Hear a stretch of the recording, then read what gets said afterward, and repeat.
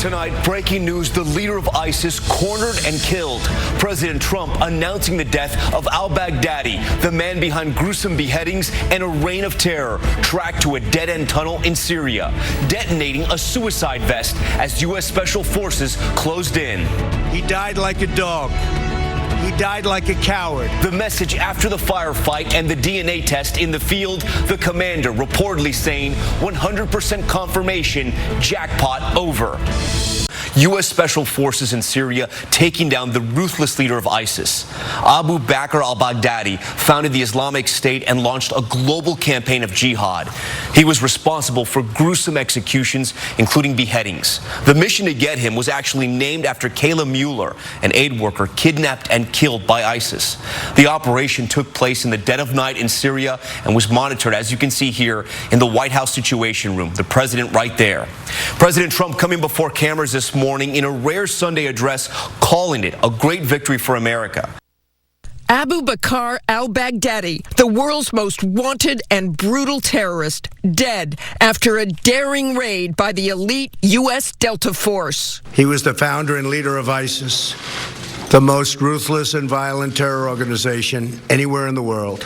5 p.m. Saturday night, President Trump, flanked by Vice President Pence, National Security Advisor O'Brien, and Defense Secretary Esper, gathering in the Situation Room with military brass, including the chairman of the Joint Chiefs, all watching a live, step-by-step feed of the mission. We had absolutely perfect, as though you were watching a movie.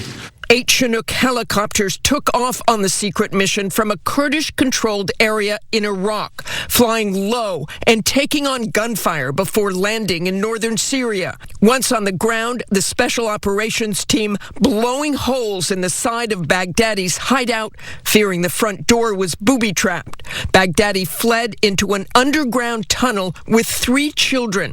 The president today speaking of the mission in stark detail. He died after running into a dead-end tunnel, whimpering and crying and screaming all the way. But before the Special Operations Team could get to him, Baghdadi detonated a suicide vest he was wearing. The 3 children killed alongside him. His body was mutilated by the blast. The tunnel had caved in on it in addition. But test results gave totally positive identification. The Delta Force was on the ground for roughly 2 hours in a firefight with Baghdadi's men, killing 2 of his wives who were also wearing suicide vests, although they did not detonate.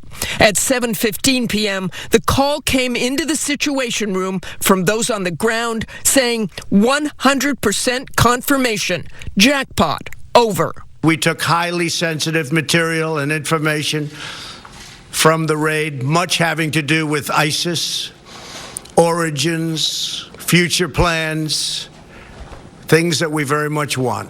At one point, the president comparing it to the killing of Osama bin Laden. This is the biggest there is. This is the worst ever. Osama bin Laden was very big, but Osama bin Laden became big with the World Trade Center. This is a man who built a whole, as he would like to call it, a country. Baghdadi had been radicalized while imprisoned in Iraq in 2004. Baghdadi rose to international prominence in 2014 after declaring himself head of the caliphate, inspiring barbaric acts of terror, including setting people on fire and beheading shown on social media. Among his thousands of victims, Americans James Foley, Steven Sotloff, Peter Kassig, and Kayla Mueller, who he repeatedly raped before she was killed. Those men and women that put their lives on the line, we owe them our sincere thanks. The mission was named in Kayla's honor, bringing an end to Baghdadi's ruthless reign. He will never again harm another innocent man, woman, or child. He died like a dog. He died like a coward. The world is now a much safer place.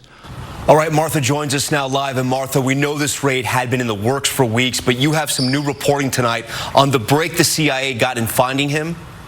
Yeah, Tom, a U.S. official tells ABC that the break came after the arrest and interrogation of one of Baghdadi's wives and a courier.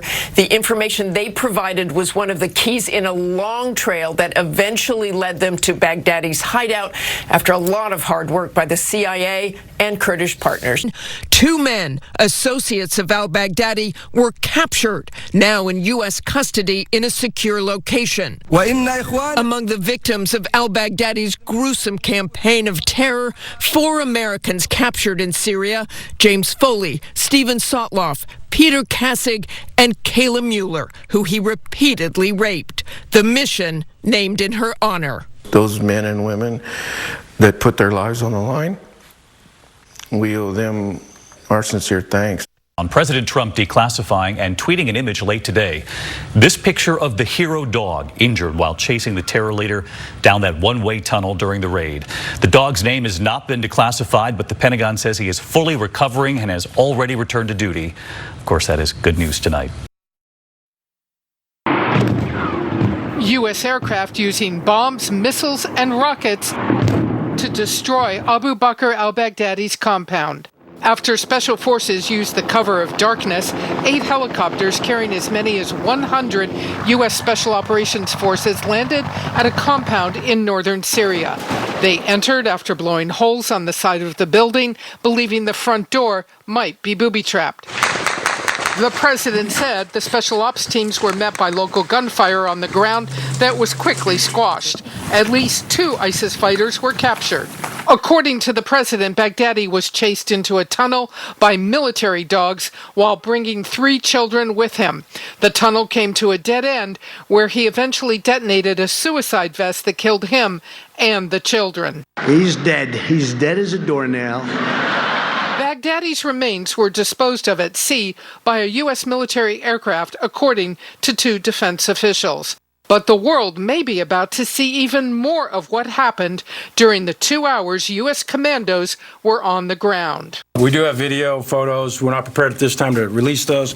They're going through a declassification process. Iraqi officials say 2 months ago they captured one of Baghdadi's closest collaborators. He is said to have provided information about one of the couriers that Baghdadi used. That courier was killed, but documents led to his wife, who then led them to more paperwork with Baghdadi's location.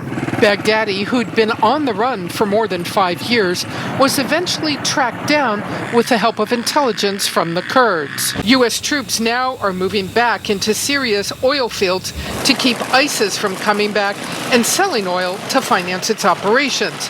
But for the first time, a specific nod from the defense secretary that U.S. troops could find themselves defending against other military forces. Does that include denying access, preventing Russian or Syrian forces, which now have changed the battle space? So the short answer is yes, it presently does.